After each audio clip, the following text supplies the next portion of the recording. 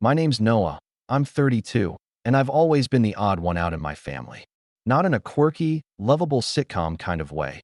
More like the last puzzle piece that doesn't belong in the box. From as early as I can remember, I was the afterthought. The middle child between my older sister Jenna, the golden girl, and my younger brother Tyler, the baby everyone had to protect, even from his own choices. Meanwhile, I was just there, quiet, responsible, never really needed anything. And because I didn't demand attention, I got exactly none.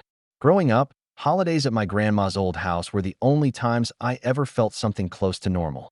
Her place was this creaky two-story on a quiet street lined with maple trees that turned gold every fall. She had this big front porch where she'd sit in her old wicker chair, humming Sinatra and calling me her favorite listener. She never said it outright, but I think she saw what my parents didn't.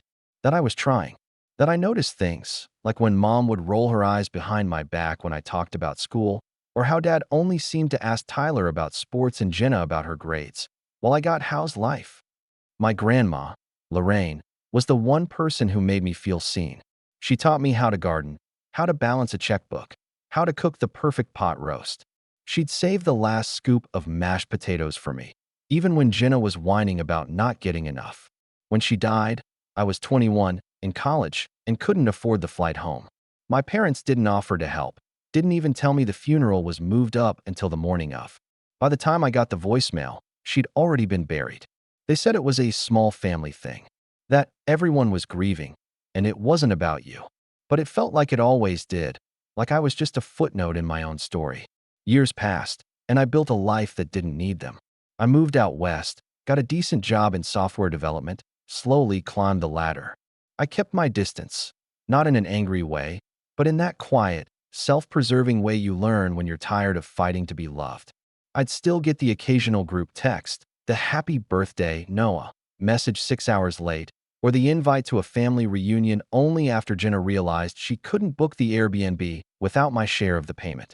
I rarely went, and when I did, I stayed quiet, smiled through the side comments, and left early. But there was one string tying me to them, Grandma's house. After she passed, my parents took over the property. They told us, me, Jenna, and Tyler, that Grandma had left it to them for simplicity's sake. I didn't push. I didn't ask to see the will.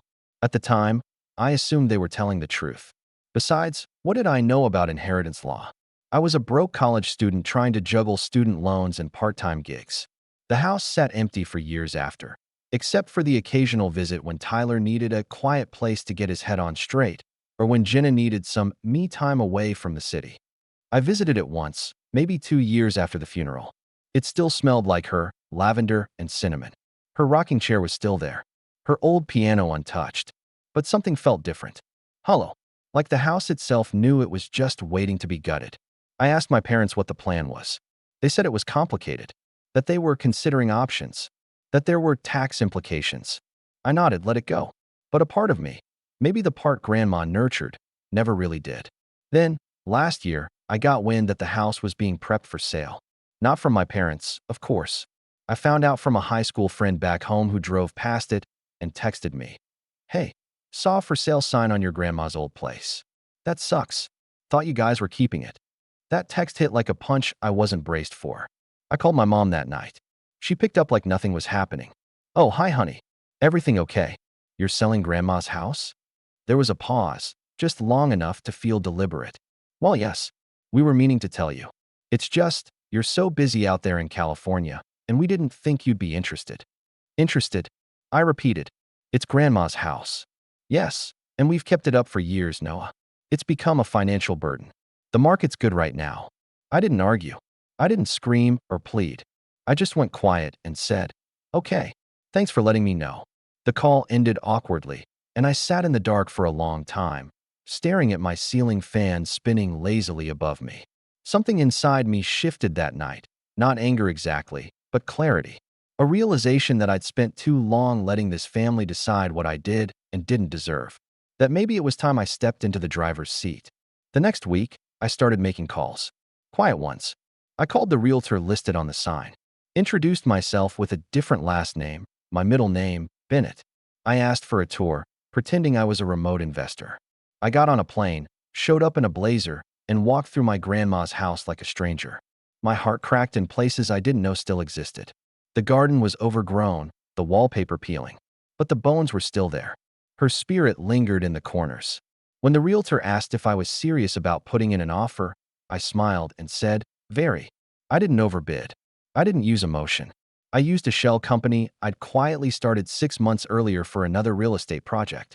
The paperwork was clean. The sale went through fast. And just like that, I owned the house. But I didn't say a word. Not yet. Because Christmas was coming.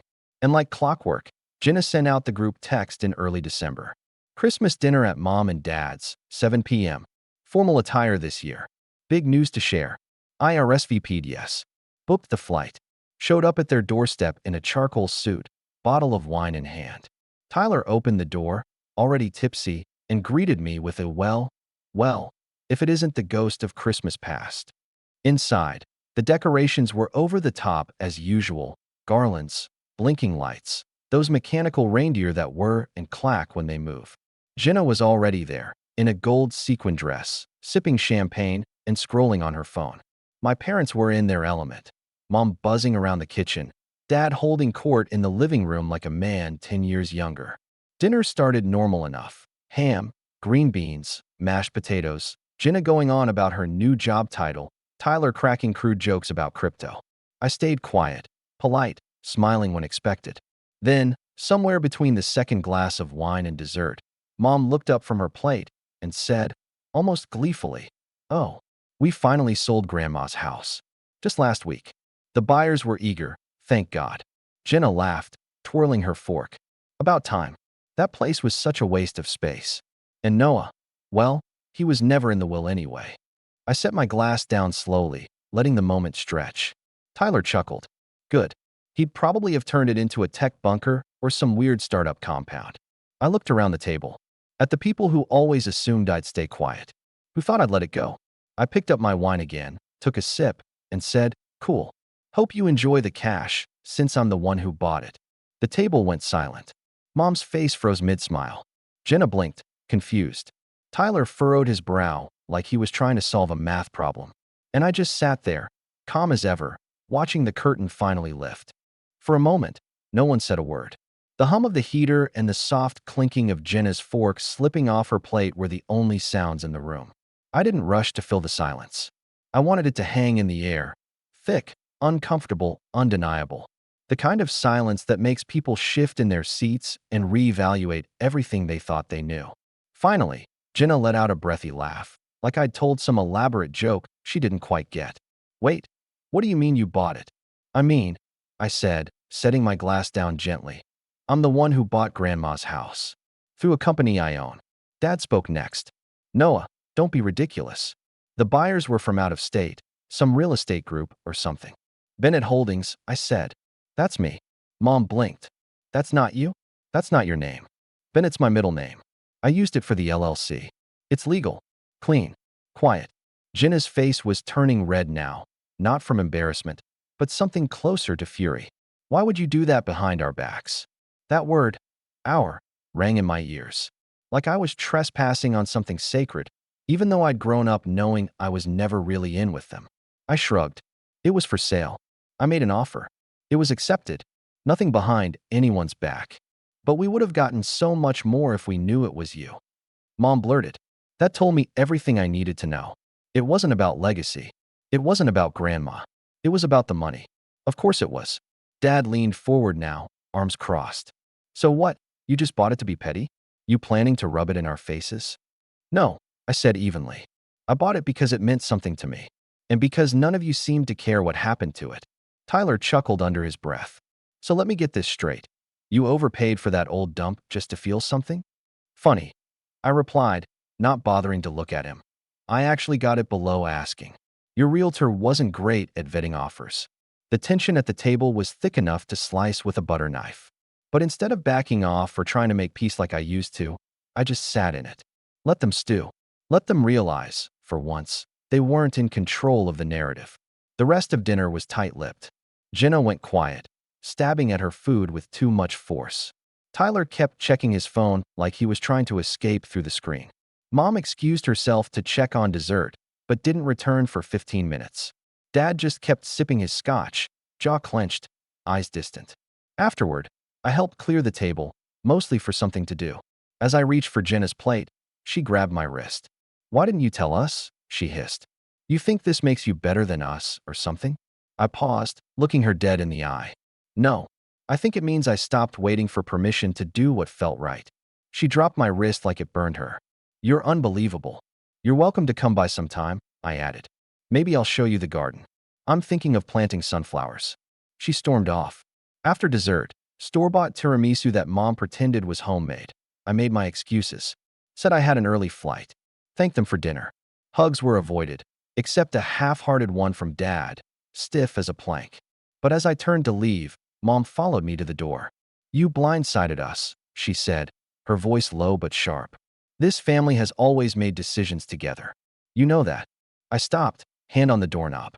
"You mean you and Dad make the decisions?" Jenna cheers. Tyler coasts. "And I'm just supposed to go along with it. That's not fair." "No," I said, turning to face her. "What's not fair is you telling me I wasn't in Grandma's will like that was something to laugh about. Like I didn't matter to her." She flinched. Just slightly. But it was there. I opened the door. "I'll see you around." I walked out into the cold, the night air biting but clean. Freeing. Back at my hotel, I lay on the bed fully dressed, staring at the ceiling. I expected to feel triumphant, but instead I felt unsettled. Like I'd pulled back the curtain and finally seen them for who they really were. And part of me hated that I wasn't even surprised. But the next morning, that's when the fallout started. Tyler was the first to text me. "Bro, Mom's losing it. She thinks you manipulated them." Then came Jenna. "Real classy, Noah. Can't believe you'd lie just to spite us." And finally, Mom. Hers was more passive-aggressive. "We're disappointed, but not surprised. Your actions have consequences. Don't expect us to support you if things go south." I stared at that one the longest. Support? I'd never asked them for anything. Not when I couldn't afford the funeral. Not when I struggled to pay rent. Not when I got my first promotion and no one even replied to the group text I sent. They'd done nothing but withhold, and now they acted like I'd betrayed them. Over the next few weeks, it escalated.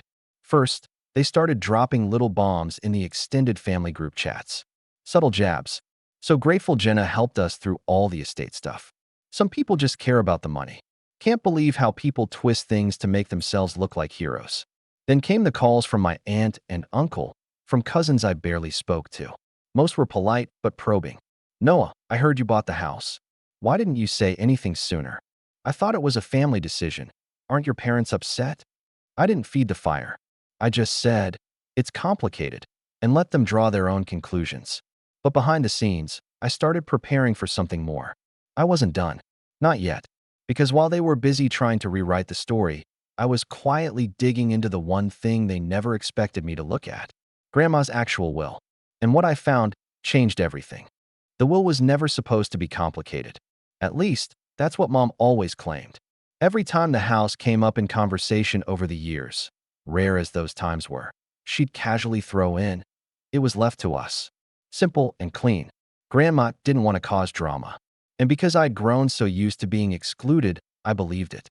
Or maybe I just didn't have the energy to question it back then. But after that Christmas dinner, I couldn't shake the feeling. Something didn't sit right. The way Mom smirked when she told me I was never in the will. The way Jenna laughed like it was a punchline. The speed at which they sold the house once I started asking questions. So one quiet evening, curled up on my worn couch with a laptop and a stiff drink, I started digging. I didn't expect to find much. But curiosity is a strange thing. It pulls you forward even when you're not sure what you're looking for. I started with public records. The sale deed from Grandma to my parents. Nothing surprising there, except the date. The property had been transferred 3 weeks after Grandma's funeral, not part of her will, but through a quitclaim deed. That raised my first red flag. Why would they use a quitclaim deed instead of letting it go through probate?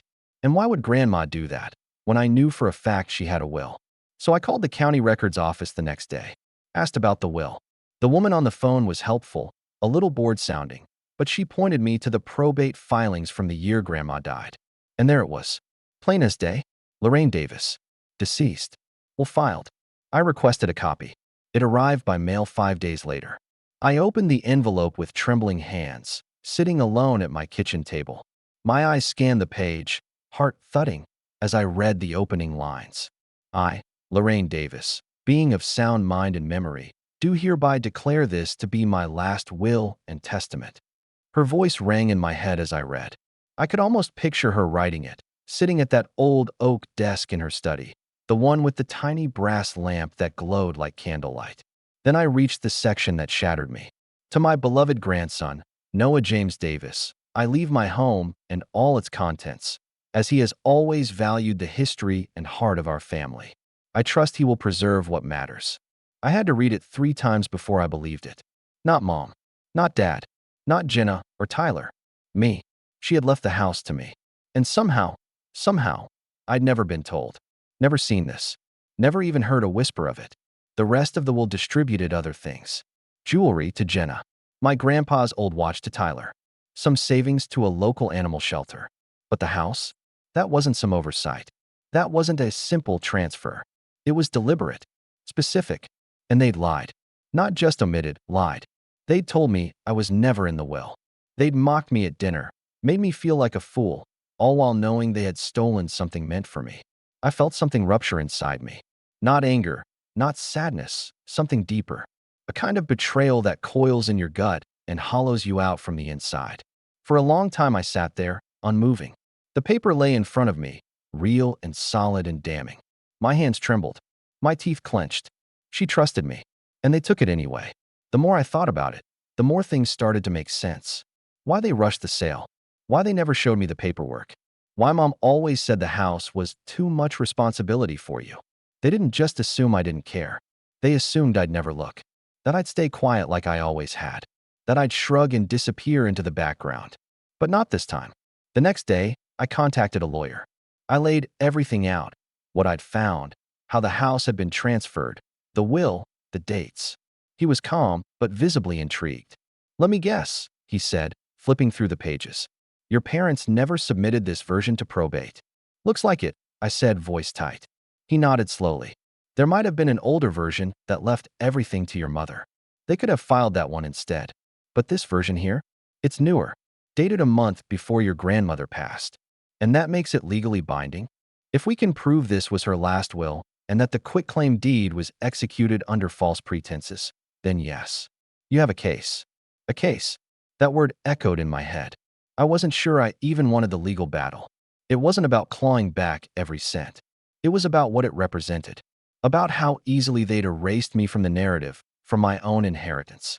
How comfortably they'd sat around a holiday table, smug and secure, laughing at the idea that I might matter. I didn't respond to the group texts after that. I didn't return Jenna's passive-aggressive calls. Tyler tried to play peacemaker, sending messages like, "You guys just need to talk this out," or "Mom's stressed, don't make it worse." I ignored them all.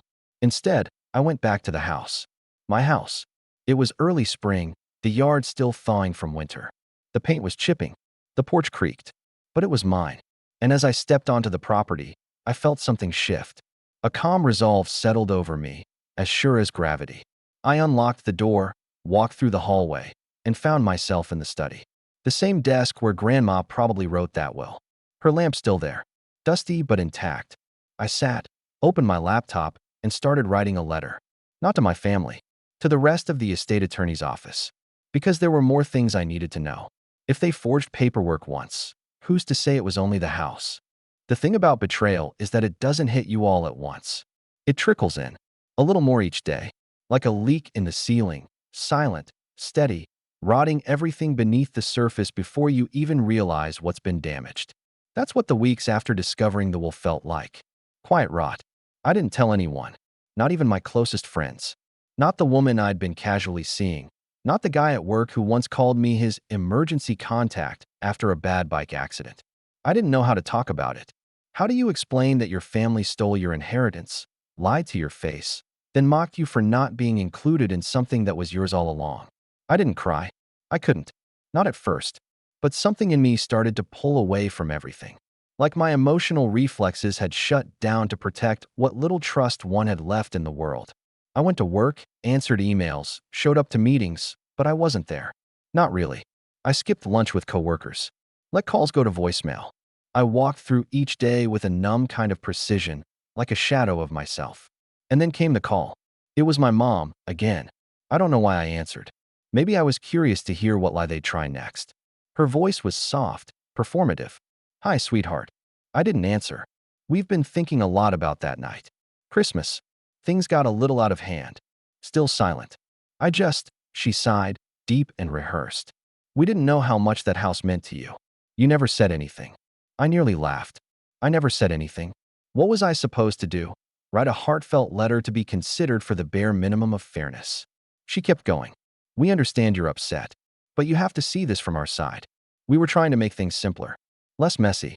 You've always had your own life out there.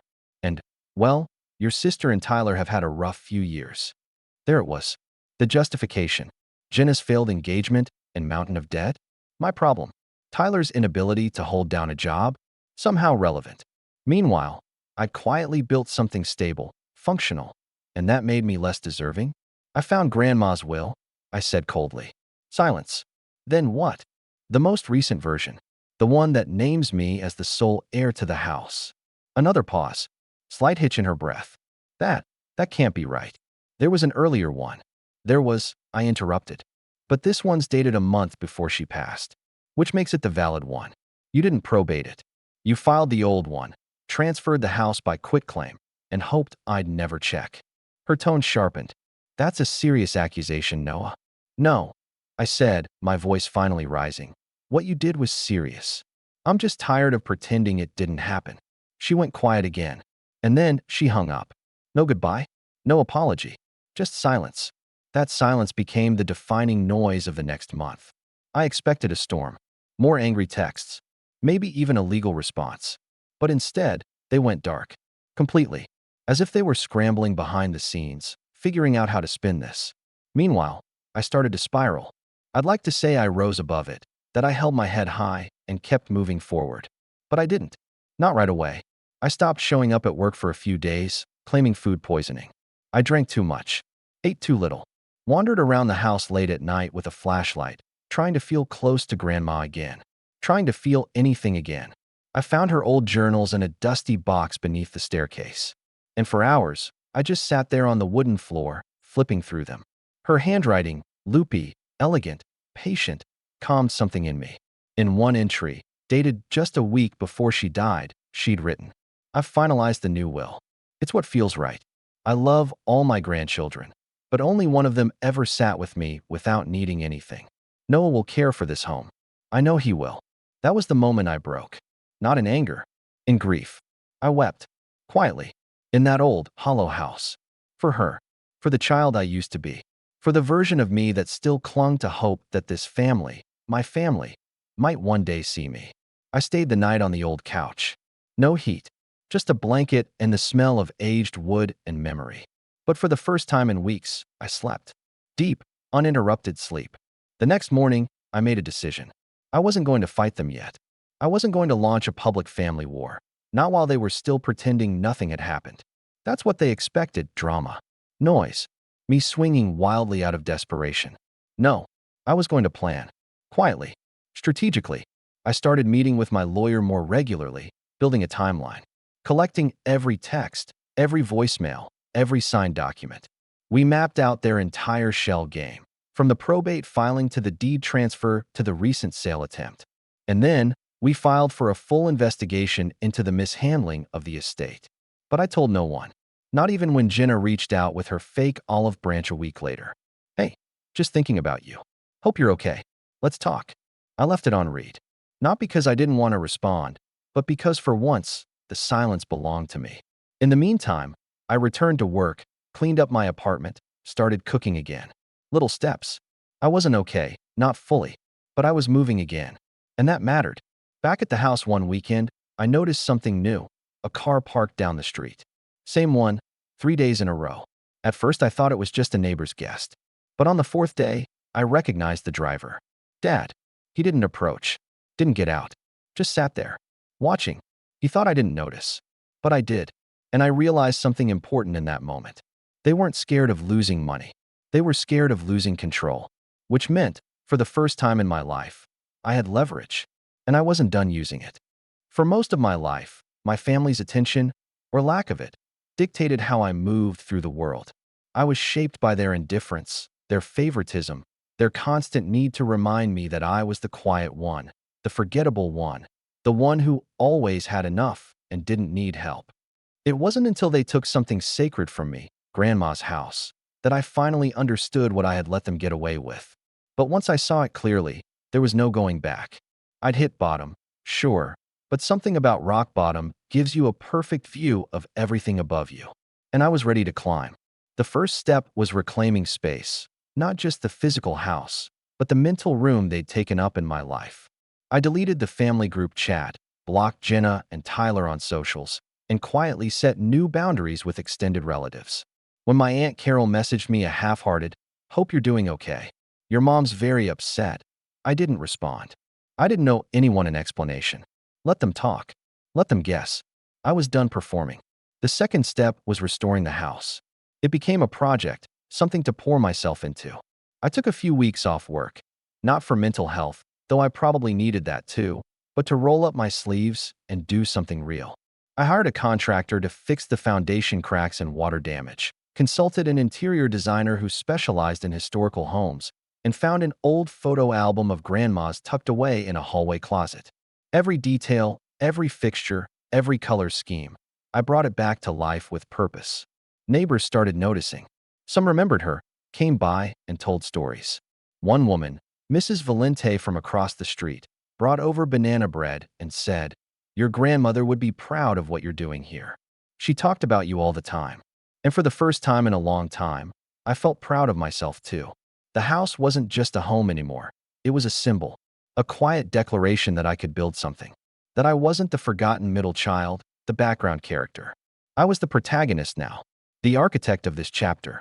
Meanwhile, my lawyer continued digging, and what he uncovered only made their betrayal deeper. Apparently, Grandma had updated her will not once, but twice in her final year.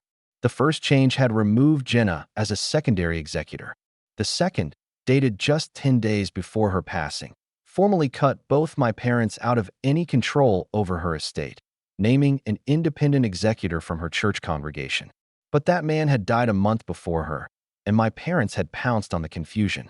They'd never told anyone about the newest version. They submitted the oldest one they could find, forged Grandma's signature on a quitclaim deed, and made sure the estate passed peacefully into their hands. It was fraud, clear as day. Armed with that, my lawyer began preparing something bigger, a civil case.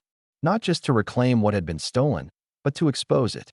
To show the court that what they did wasn't a misunderstanding, it was calculated. It was theft disguised as caretaking. But I wasn't just thinking about courtrooms anymore. I was thinking about legacy. So I created a nonprofit.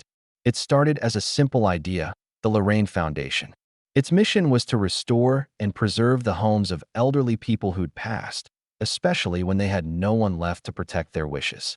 I wanted to help other families keep their histories alive, and I wanted my grandmother's name to mean something again. I put up my own money to launch it. I had savings. I cashed out a few investments. And once the site went live, something unexpected happened. People noticed. A local journalist reached out, intrigued by the mission. She came by the house, took pictures, asked questions. She was polite and professional until she asked, "Do you mind if I ask what inspired this?" I hesitated, then said, "Let's just say it was a gift that was almost lost, and now I'm making sure it never is."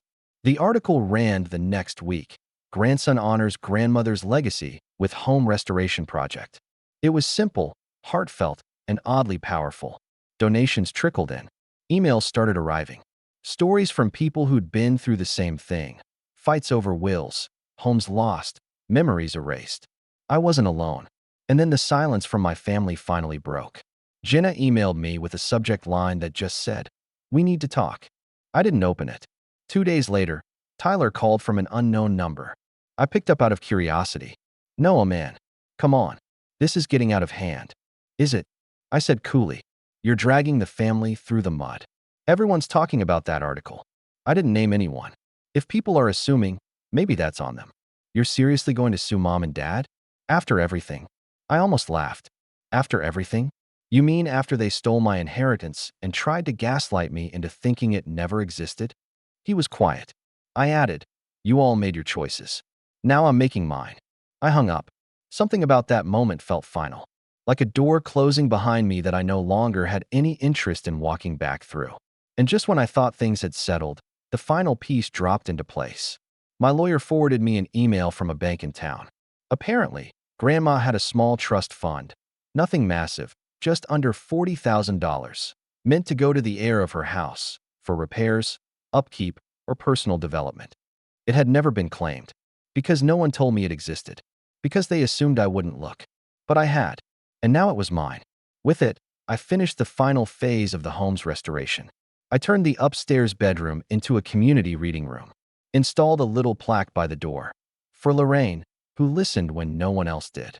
And people came, neighbors, old friends of hers, curious visitors who'd read the article. The house became alive again, not just with furniture or wallpaper, but with purpose. And through it all, I remained silent. I didn't confront them. I didn't gloat. I let them stew in the distance. Let them try to explain to others why I'd vanished. Why the quiet kid they'd ignored all those years had suddenly become the one thing they couldn't control. But behind the scenes, my lawyer filed the lawsuit. Quietly, officially. And what we included in that filing would change everything. By the time we filed the civil suit, I wasn't doing it just for myself anymore. Yes, they'd stolen something from me. Yes, they'd lied, manipulated, covered their tracks. But this wasn't just about a house, or even about Grandma's will. It was about the pattern. The system they'd created within our family, where control flowed one way and dissent was treated like betrayal, where silence was expected and questioning the status quo was met with thin smiles and quiet punishment. And I wasn't going to be silent anymore. My lawyer, James, was brilliant, sharp without being flashy, methodical without being cold. He understood the stakes immediately. We're not just proving fraud, he said, sliding the paperwork across his desk to me. We're showing a long-standing pattern of intentional misrepresentation. This isn't a clerical error. It's a cover-up. The suit outlined 3 main charges: fraudulent concealment of the valid will, unlawful transfer of property through a forged quitclaim deed, and misappropriation of estate assets, including the trust Grandma had set aside for me. We were seeking restitution, damages, and, most importantly, a formal judgment invalidating the transfer of the property and restoring my legal rights as the rightful heir. But James had one more idea, a big one. If we want this to stick, and if you want to make a point, they need to be caught doing what they always do, hiding things, pretending, pressuring. I frowned. You want to bait them? Not directly, but if we leak just enough information to certain people, the pressure will do the work for us. People like your cousin Ethan, or that neighbor who still talks to your mom. Let the news of the lawsuit trickle. Give them time to panic. And when they panic, they'll make mistakes. It felt risky, but it also felt right. So we did it. We didn't go public, not yet. No press, no big announcements. Just a quiet ripple sent through familiar waters. A distant cousin received a heads-up email. One of Jenna's old friends got curious and asked questions in the family group chat. The lawyer who'd originally helped Grandma draft her last will, now retired but still in contact with the firm, reached out to confirm he'd be willing to testify. And just like that, the web began to vibrate. 3 days later, Tyler texted me. Bro, I heard about the legal stuff. What are you doing? This is getting ugly. I ignored it. Then Jenna sent me an email. So this is how you want to handle things? Through lawyers? You couldn't even talk to us like adults? You think you're some victim? Grandma loved all of us. I replied, if that were true, you wouldn't have hidden her last will. I'm done pretending, Jenna. See you in court. An hour later, I got a call from a blocked number. It was my dad. I'm only going to say this once, he said, voice low and sharp. Drop this. You have no idea the damage you're doing. No, I said calmly. I think I do. For the first time, I actually understand it. There was a pause. Then he dropped the mask. You think this makes you look noble? It makes you look weak, bitter, petty. Do you really want the whole family to know you're trying to bleed us dry? I'm not trying, I said. I'm succeeding. Then I hung up. The next step was bolstering the case. I reached out to Grandma's church, spoke with a woman named Martha, who used to lead the Sunday volunteer crew. She remembered me. She remembered Grandma. And she remembered the conversation where Grandma said she'd updated her will to make sure Noah's the one who gets the house. He's the only one who won't turn it into an Airbnb. Martha agreed to submit a written statement. Then came the accountant. It turns out, in the months before her death, Grandma had started keeping financial records more meticulously than ever. Her CPA, an older gentleman named Wallace, was shocked to hear the house had been transferred so quickly after her passing. I remember her being very specific about the will. She wanted everything to go through the proper channels. He provided a copy of an email she'd sent him, dated a week before she passed, summarizing the key points in her estate plan, including, "The house goes to Noah. I've told the family this. I hope they honor it. But just in case, I've made the legal documents airtight." That line, that final sentence, it made my stomach twist. She knew. She knew they'd try something. I gave the email to James. He added it to the filing. We also subpoenaed the notary who supposedly witnessed the quitclaim deed. That's when things got interesting. The notary, a woman named Diana, denied ever signing anything related to my grandmother's property. She even provided a log showing she wasn't working on the day the document was allegedly notarized. Forgery. Plain and simple. James smiled when he saw that. This alone could end it. But let's make sure it doesn't just end. Let's make it echo. And so we added one more piece to the puzzle. A formal petition to reopen the probate case, invalidate the fraudulent deed, and transfer legal ownership retroactively to me, along with a request for sanctions. But I wasn't stopping there. I started drafting a public statement, not to release yet, but to have ready, for when the case went public, for when they inevitably tried to spin the story. I wrote about what the house meant to me, about Grandma, about what it's like to be erased by the people who are supposed to love you most, and how I wasn't going to let that happen again. And then, just to twist the knife a little deeper, I made one final move. I listed the Lorraine Foundation's first major initiative, the Davis Grant for Ethical Estate Planning, a $10,000 award for families who commit to transparent, fair estate processes and document their stories for public education. I launched it on the Foundation's website, quietly, professionally, but I made sure Jenna saw it. How? The digital flyer was posted on a local Facebook group she still followed, with her wedding photo from the newspaper 6 years ago still set as her profile picture. She liked it, then unliked it 5 minutes later. I couldn't help but smile, because now, the chessboard was set.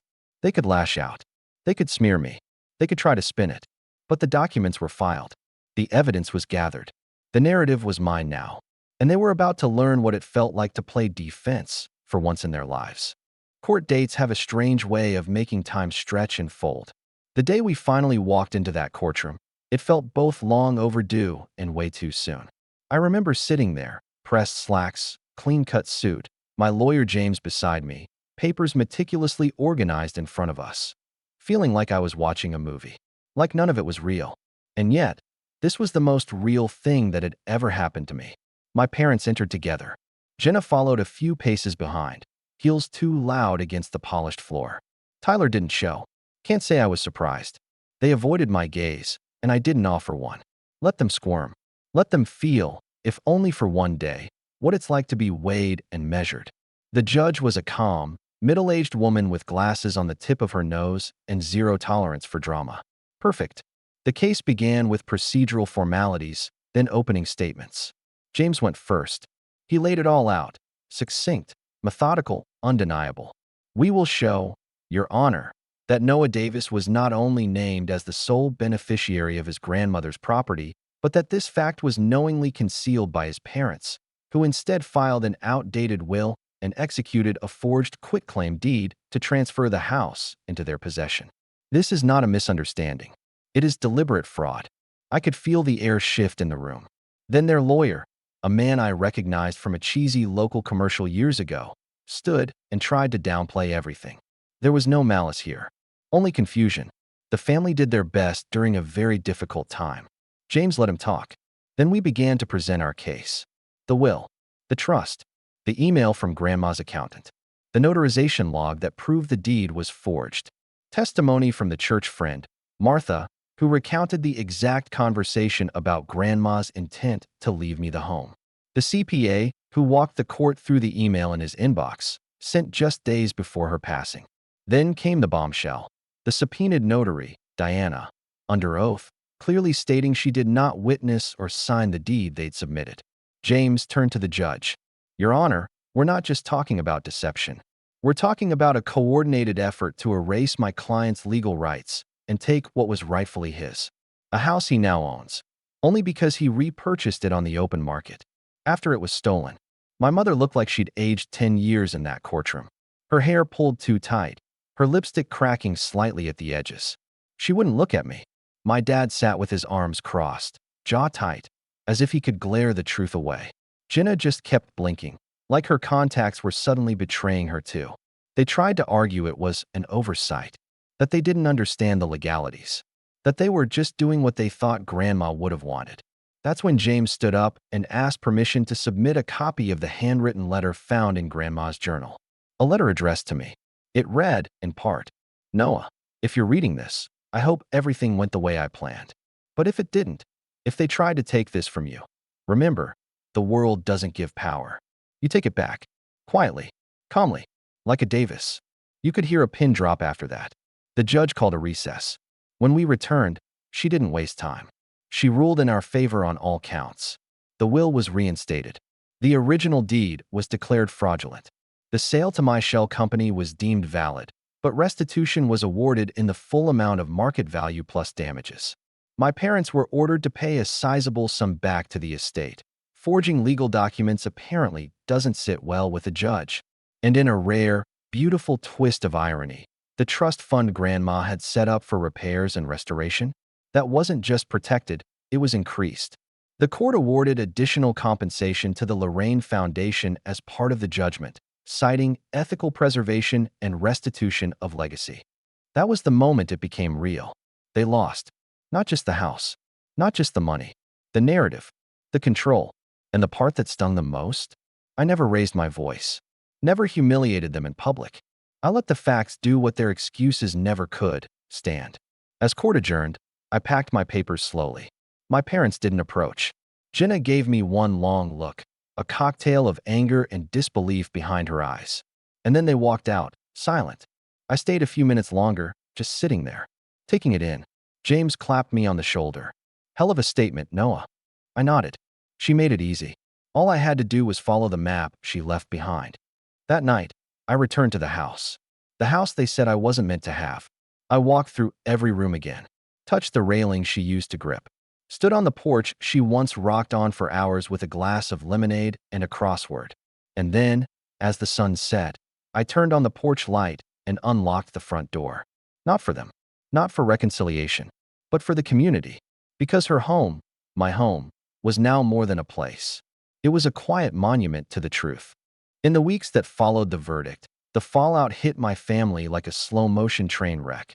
Painful, inevitable, and completely self-inflicted. Word spread quickly.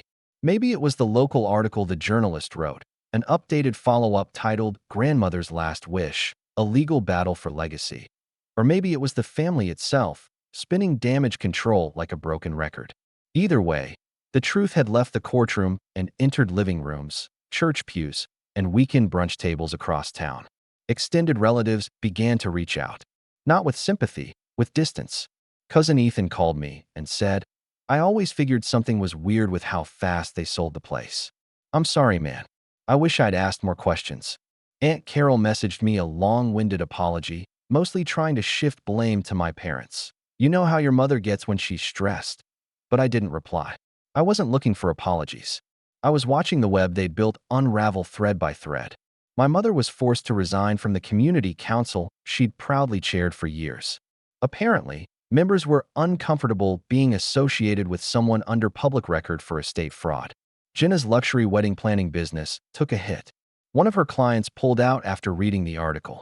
Another requested a refund. She posted a vague Instagram story about cancel culture and family betrayal, but it only stirred more questions. Her follower count dropped. So did her credibility. My father kept a low profile, but I heard from a reliable source, one of his old golfing buddies, that a local investor backed out of a property deal with him. Didn't like the idea of working with someone who forges signatures, the guy reportedly said.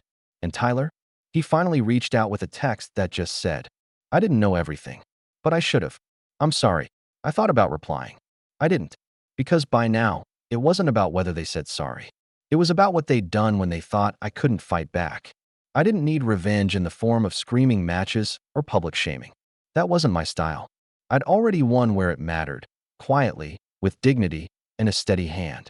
Just like Grandma would have wanted. The Lorraine Foundation continued to grow. We partnered with a law firm offering free estate planning clinics for the elderly. A few months later, a small nonprofit in another state reached out and asked to replicate the model. I said yes. I even visited their first restored property, a little blue house with chipped paint and a rose garden out back, and helped plant a new tree in the yard. Back home, the house was thriving. The community room hosted monthly book clubs and memory-sharing nights. Locals stopped by to drop off letters, flowers, sometimes old photos of my grandmother from neighborhood events. Her legacy was no longer trapped in the past. It was living. And me? I finally felt free. Not just from their lies. From the weight of being the invisible child.